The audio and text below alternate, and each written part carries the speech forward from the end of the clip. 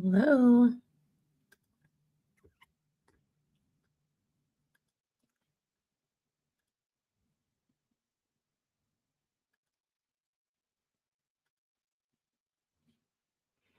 All right, we are live in all the places. Hello.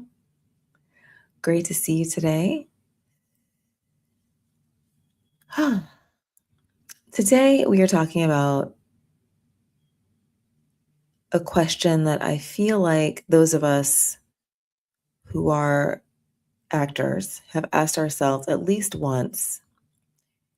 And maybe it's a question that you're asking yourself right now. And that is, am I really even an actor? It usually comes up during a dry spell or when there are no auditions coming in, when you're not booking anything, when you haven't talked to your agent in a long time and your Actors Access inbox is empty and you feel like the days are just kind of blending together with your day job and you catch yourself out saying, I'm an actor, and then you immediately add, well, I also bartend, or I also do something else, or I'm between things right now, or I'm working on it, because saying I'm just an actor without some sort of qualifier feels like you're lying. And underneath all of that is this belief that a lot of us have absorbed so deeply that we don't even recognize it as a belief anymore. And that is that I am only an actor when someone else says I am. I am only an actor when someone hires me, or when someone is calling me in, or when someone puts me on stage or on set. And without that external validation, I'm just someone who wants to be an actor. And wanting is not being. So I want to challenge that belief directly today because I think it's one of the most destructive things that we can carry. And I think it's really responsible for a lot of stalled careers and a lot of burnout and a lot of people walking away from this profession before they've really even given it a chance. Because when your identity as an artist is dependent on someone else hiring you, on someone else's decision, you've handed the most important part of yourself to a system that was never designed to take care of you in that way. Their job is to cast projects or whatever. It's not designed to affirm your identity. So who affirms it?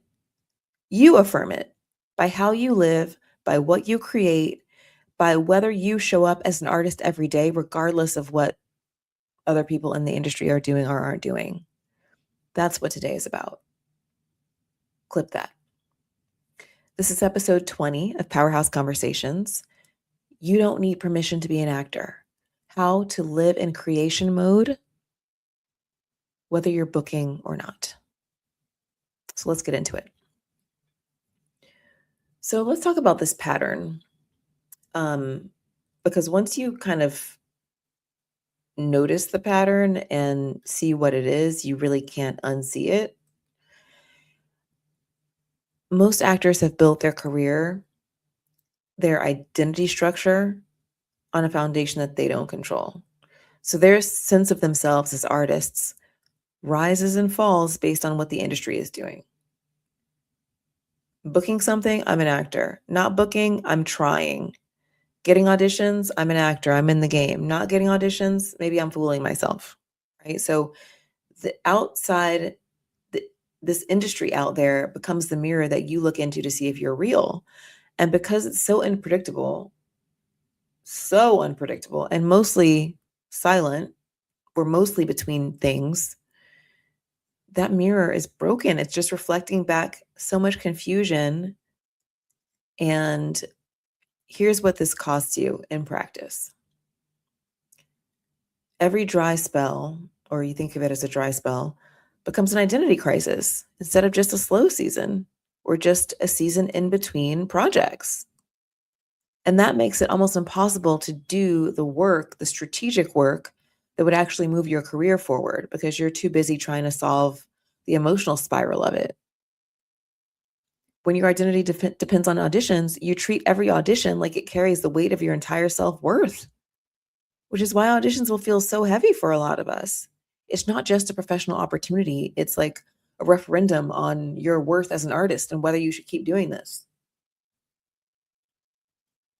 Even class can fall into this sometimes. When your identity depends on this one particular class or studying with this one particular guru or whatever, you stay enrolled forever because class is the one place where you feel like an actor, where you get feedback, where you work on scenes, where you're in a room with other actors. And that feels like being an actor in a way that the rest of your week doesn't. And so class becomes the career. And the actual business of building a career gets less and less attention because, well, you had class tonight. All three of these are versions of the same thing. They are outsourcing your identity as an artist to something external.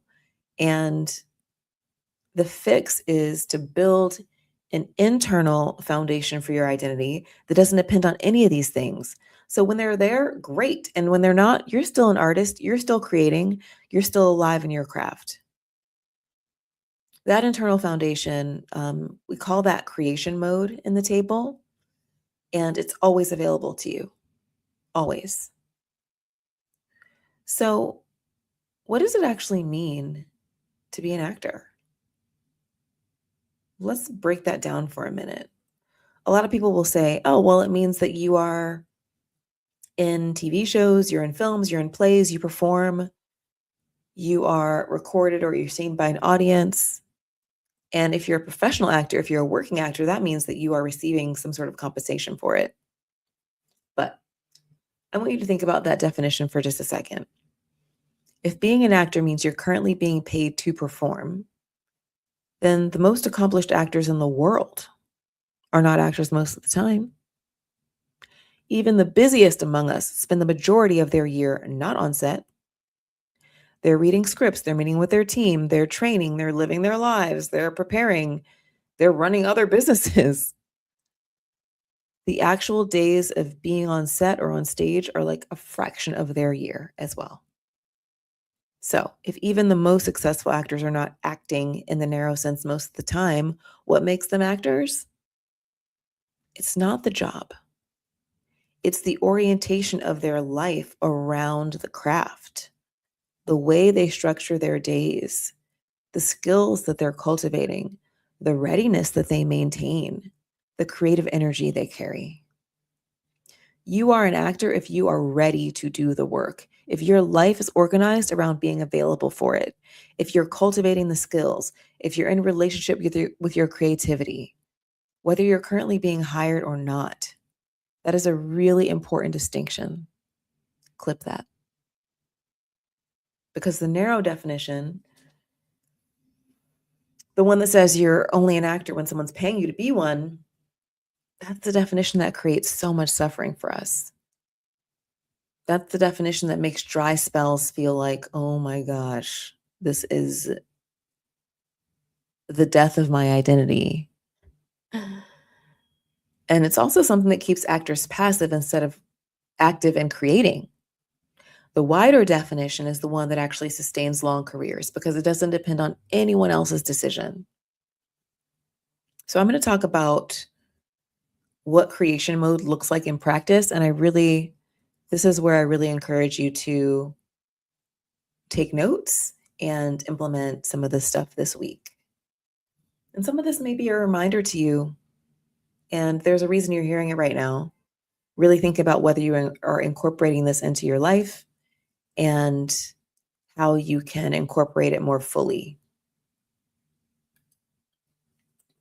So I'm going to break this into two parts, external and internal. Internal creation mode is what you do for yourself to stay connected to your creativity. External creation mode is how you share that creativity with the world. And both are really important. I was going to say one more so than the other, but both are really important. So let's start with the internal. The first practice I want to recommend is morning pages. This comes from Julia Cameron's book, The Artist's Way. I cannot recommend it highly enough.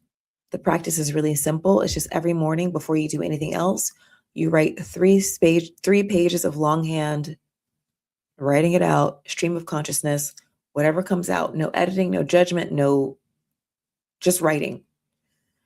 So what happens when you do this consistently? It is magical. Your inner critic quiets down. That's essentially what happens. Ideas start flowing that you didn't expect.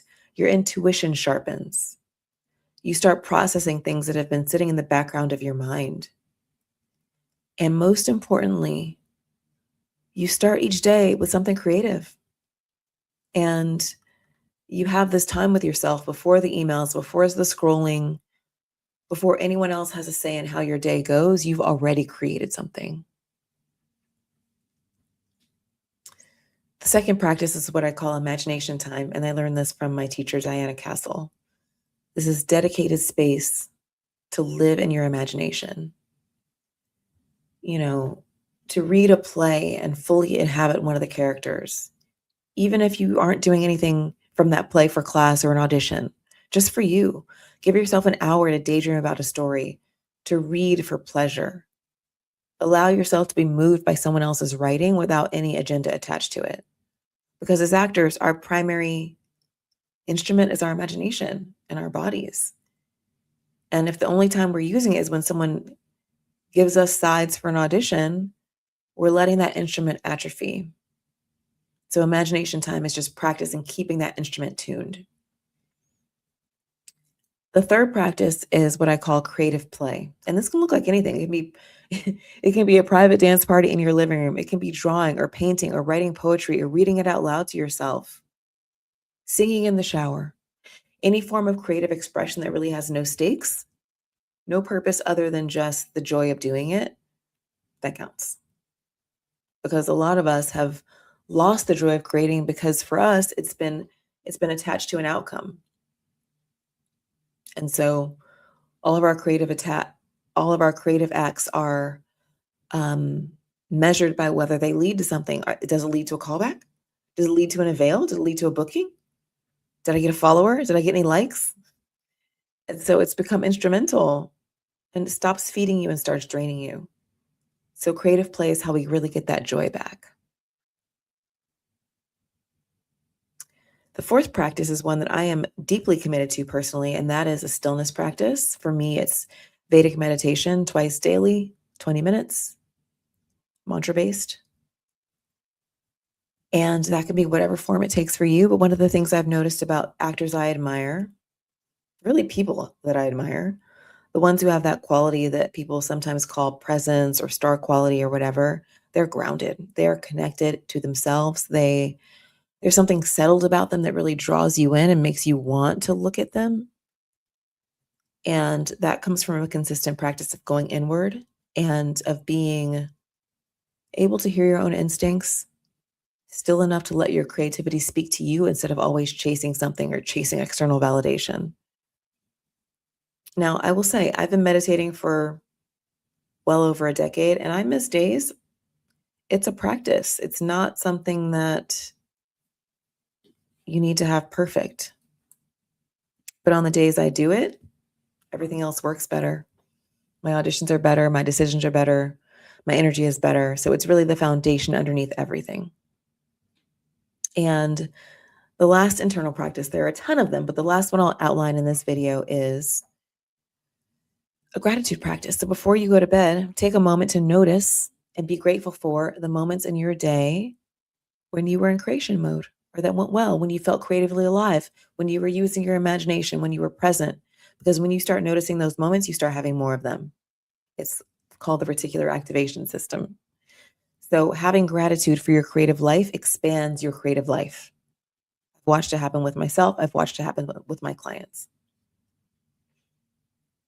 So that's the internal creation mode that keeps you connected to yourself as an artist. The external creation mode I want to talk about next keeps you visible to the industry, keeps you visible to the world, and visible to those people who will ultimately collaborate with you. So both are essential. Because here's the practical reality. If you don't have something out there going, if you are not on a show, if you're not, in a play right now that's running, if you're kind of doing your own thing, nobody's seeing your work. Nobody's encountering your creative energy. And over time, that invisibility kind of compounds. So the longer you go without being visible, it feels harder to kind of re-enter the conversation. And creation mode solves that. Not by waiting for someone to hire you to create, but by creating on your own terms and being willing to share it. Now, when I say create your own work, most actors will think, "Oh, I don't have the bandwidth to produce my own like short film or write a pilot or launch a web, like those are great if you have the resources and the drive and you want to do that, but that's not what I'm talking about. They're not the only options. They're not even the most accessible options. Here are some other things that you can do, right? Record a monologue that you love, perform it with care, share it with your audience, read poetry aloud, share them with whoever shows up. Make short form videos, funny ones, thoughtful ones, creative ones. All you need is a phone and an idea and a willingness to put yourself out there. One of my friends from acting school started making little comedy videos on Instagram years ago, just him being funny because he's hilarious. His following grew organically. I'm looking up to see how many followers he has right now. And this is something that happened so gradually over time. And then, things take off. He has 1.2 million followers, right? And this has obviously directly contributed to him booking major TV roles because the industry can see him now. They can see his energy, his comedic timing, his point of view. He was creating whether anyone hired him or not. So write something. It could be a personal essay. It could be a blog post. It could be a piece about what you're learning as an artist. Share it with your email list or on your social platforms. You are a storyteller, so those stories don't have to be someone else's scripts. Host a reading. Invite 5 friends over and read a play together in your living room. You're doing the thing you love in community with other artists. Approach your self-tapes differently. This is one that I feel really strongly about. Instead of treating self-tapes as a chore, as this task that you have to get in, treat them as a chance to perform, as a chance to share who you are, a chance to do the work. Everyone is an opportunity to do the thing that you've been training for.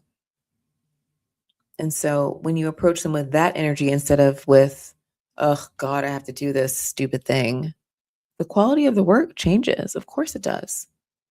And the person on the other end can feel the difference. So the point of all this is you do not have to be hired in order to create. You don't need a set. You don't need a stage. You don't need a contract. You need your instrument, your imagination, and your willingness to share what you make. That is creation mode. That's it. It's available to you every single day. Now, I don't want the takeaway to be that I'm only talking to you about mindset or whatever. Creation mode is not about just feeling like more of an actor. It actually makes you more bookable. And here's why. When you are in creation mode, you have something to share. You have content for your social media. You have footage for your reel. You have work samples to send to casting directors. You are carrying a different energy because you're not rusty. So you show up on self-tapes with the energy of someone who's creatively full. You walk into rooms with the energy of someone who is confident and who is creatively full. That fullness reads as presence. It reads as groundedness. It reads as this energy that makes other people lean into you. And it's the opposite of the desperate energy that we talked about in the money episode. It fills you up so you're not showing up empty and hoping that someone else is going to fill the void. And also, people can find you. If someone Googles your name, what do they find? If they just see a casting profile and a kind of a stale social media account, that looks different than finding a person who's actively creating and sharing and active in their craft. Julia Cameron, that author of The Artist's Way that I was talking about earlier, she wrote something that I think about all the time. She says, as you move toward a dream, the dream moves toward you. And in my experience, that is actually how this works. The actors who are actively creating generate this kind of momentum that attracts opportunities in a way that passive waiting does not. So you can start all of this week. And You don't need anything other than your creativity and your willingness to use it. So the table is my community where creation mode is not an afterthought, it's foundational. One of the first things we do together is build your creative vision, which is a detailed picture of the life and the career that you're building toward, which is rooted in your values, your desires, your core desired feelings. And from there, we identify aspects of that vision that you can start living right now, not someday, now. And we do it alongside other actors who are doing the same thing. So the link for that to learn more about the table is in the description on YouTube. So I'm going to open it up for comments. If you have any questions, comments, let me know. Checking all the feeds. And if you're watching the replay, please share. But here's what I want to leave with you today. You do not need someone else to hire you in order to be an actor. You do not need an audition in your EcoCast inbox to be an actor. You do not need a booking, a callback, an agent, any external validation to be who you already are. You are an actor because of how you live, because of what you create, because of the choice that you make every single day to orient your life around this craft. No one gets to decide that for you. You decide. So this week, I challenge you to do something, to do one thing. 3 pages of morning pages, a short video, reading a poem out loud, spending time in your imagination. And whether you share it or not doesn't matter. But make something and notice how it feels to be in creation mode and how it feels to be an artist on your own terms without waiting for anyone's permission. Because that feeling is the real thing. That's what you've been waiting for. That's what you've been looking for. And it was never coming from a booking. It was always coming from you.